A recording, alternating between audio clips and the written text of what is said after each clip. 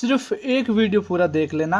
आपका जो कल एग्जाम होने वाला है HI06 history of modern world का, उनके अंदर से आपके 100% क्वेश्चन जो मैं बताता हूँ उसी के अंदर से आते हैं। विश्वास नहीं है तो पिछले सारे वीडियो देख सकते हो, वहाँ से कंपैरिजन कर सकते हो। सिर्फ और सिर्फ 20 मिनट के अंदर आपको ऐसी चीज़ बता दूंगा जो आपको किसी ने नहीं बताई होगी। मैं आपको कोई शॉर्टकट नहीं बताता, मैं एकदम एजिटेड रियल बताता हूँ। इसके अंदर से सारे क्वेश्चन आने वाले हैं। बस शर्त दो है, एक तो बिना स्किप किए चाहे कितना भी बोरिंग वीडियो लगे इसको पूरा देखना है। दूसरी शर्त है अपने दोस्तों के साथ भी इस वीडियो को शेयर करना है ताकि ये वीडियो है फ्री।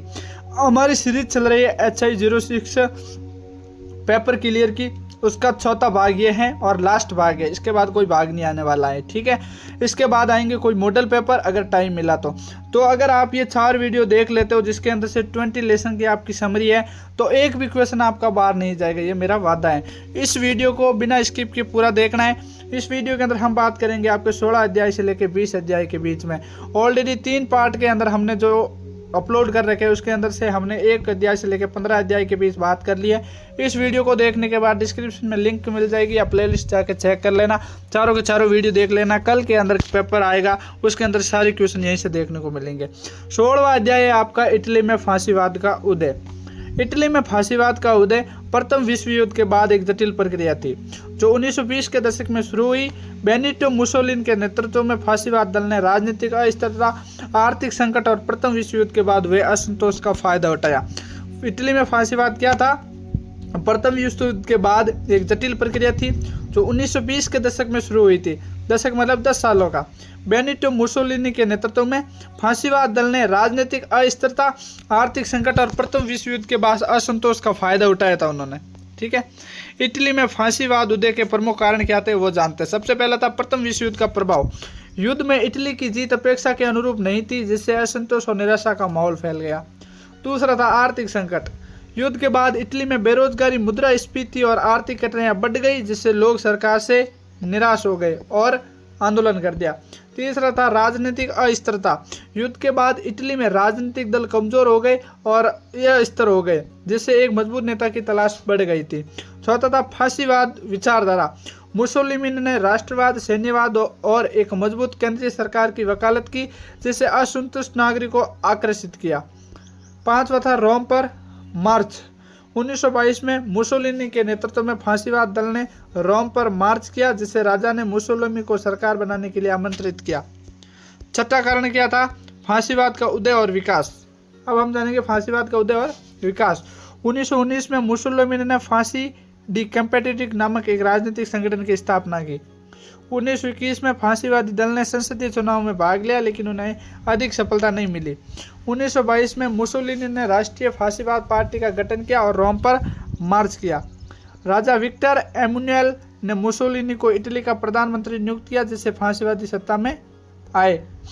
1925 में मुसोलिनी ने एक तलीय शासन स्थापित कर लिया और इटली के एक फांसीवादी राज्य का गठन किया। फांसीवादी का प्रभाव। फांसीवादी ने इटली में एक तलीय शासन में सेंसरशिप और राजनीतिक विरोध को दबाने की शुरुआत की। फांसीवादी सरकार ने राष्ट्रवाद, सैन्यवाद और एक मजबूत केंद्रीय सरकार पर जोर दिया। फांसीवाद ने इटली को द्वितीय विश्व युद्ध में धकेल दिया जिससे देश को भारी नुकसान हुआ, ठीक है। अभी हमने जाना फांसीवाद के बारे में 16वें अध्याय के अंदर। 17वें अध्याय के अंदर जानेंगे जर्मनी में नाजीवाद का उदय कैसे हुआ। फांसीवाद इटली के बाद जर्मनी में नाजीवाद का उन्हें 1920 के दशक में हुआ था और 1933 में हिटलर के सत्ता में आने के बाद यह चरम पर पहुंच गया था। प्रथम विश्व युद्ध के बाद जर्मनी में व्यापक आर्थिक संकट हो, राजनीतिक अस्थिरता और वर्साई की संधि के कारण हुई अपमान की भावना ने नाजीवाद के उदय में महत्वपूर्ण भूमिका निभाई। हिटलर के करिश्माई नेतृत्व और प्रभावशाली भाषणों से लोगों को अपनी ओर आकर्षित किया। नाजीवाद का उग्र राष्ट्रवाद, यहूदी विरोध और विदेशी विरोधी विचारधाराएं थी। नाजी पार्टी ने जर्मनी को एक महान राष्ट्र बनाने और विश्व शक्ति के रूप में स्थापित करने का वादा किया था जिससे कई जर्मनों को विश्वास हुआ कि नाजीवादी उनकी समस्याओं का समाधान कर सकती है। नाजीवाद के उदय के मुख्य कारण क्या थे? प्रथम विश्व युद्ध के बाद आर्थिक असमानताएं या आर्थिक समस्याएं।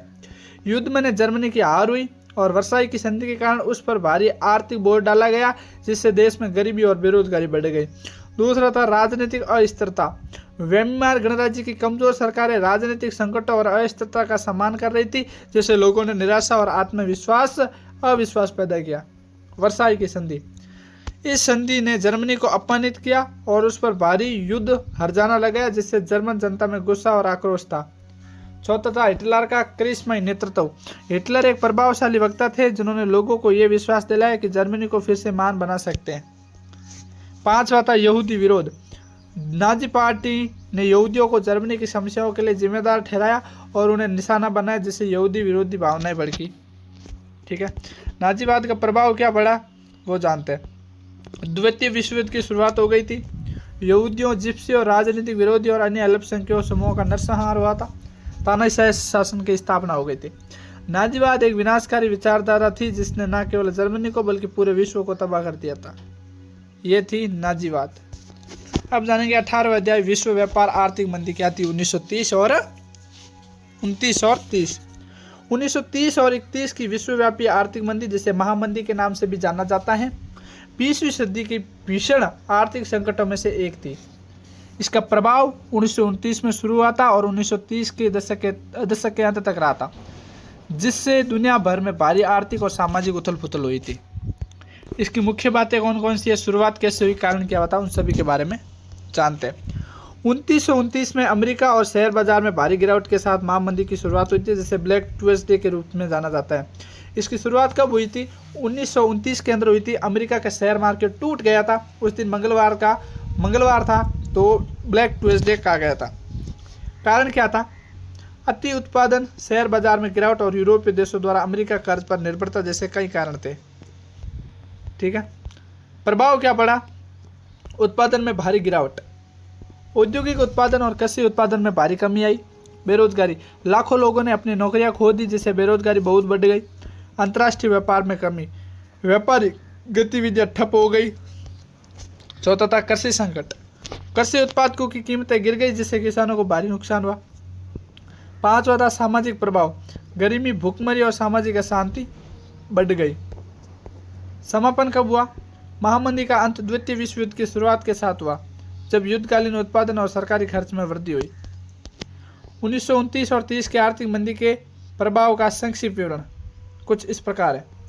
महामंदी ने दुनिया भर के देशों की अर्थव्यवस्थाओं को प्रभावित किया।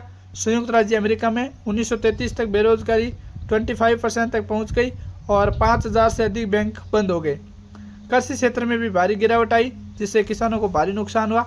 अंतर्राष्ट्रीय व्यापार में गिरावट आई और कई देशों ने सामाजिक अशांति भी फैल गई। इस मंदी ने दुनिया भर में आर्थिक नीतियों और संस्थानों में मूलभूत परिवर्तन लाए। महामंदी ने बाजार अर्थव्यवस्था को कमजोरियों को उजागर किया और सरकारों को भविष्य में ऐसे आर्थिक संकटों से बचने के लिए न्यायिक ढांचे और सुरक्षा जाल बनाने के लिए प्रेरित किया। ठीक है साथियों, ये हमने जाना आर्थिक मंदी 1929 और 30 की। अब हम जानेंगे द्वितीय विश्व युद्ध के बारे में। प्रथम विश्व युद्ध को हमने जान लिया था, जो कब शुरू हुआ था? 28 जुलाई 1914 से लेके 26 नवंबर 1918 तक। ठीक है, द्वितीय विश्व युद्ध जिसने 1939 से 1945 तक लड़ा गया, इतिहास का सबसे घातक और विनाशकारी संघर्ष था। ये दो मुख्य गुटों मित्र राष्ट्र और धुरी राष्ट्रों के बीच लड़ा गया था। पहला किसके बीच लड़ा गया था? मित्र राष्ट्र और केंद्र शक्तियों के बीच में। दूसरा किसके बीच लड़ा गया था? मित्र राष्ट्र और धुरी राष्ट्र के बीच में। द्वितीय विश्व युद्ध के बारे में आपके जो बीए फाइनल ईयर का एग्जाम होने वाला है, उनके लिए मोस्ट इंपोर्टेंट है कारण और प्रमुख घटनाएं। युद्ध के प्रमुख कारण में प्रथम विश्व युद्ध के बाद की स्थिति, राष्ट्रवाद, साम्राज्यवाद और आर्थिक संकट शामिल थे।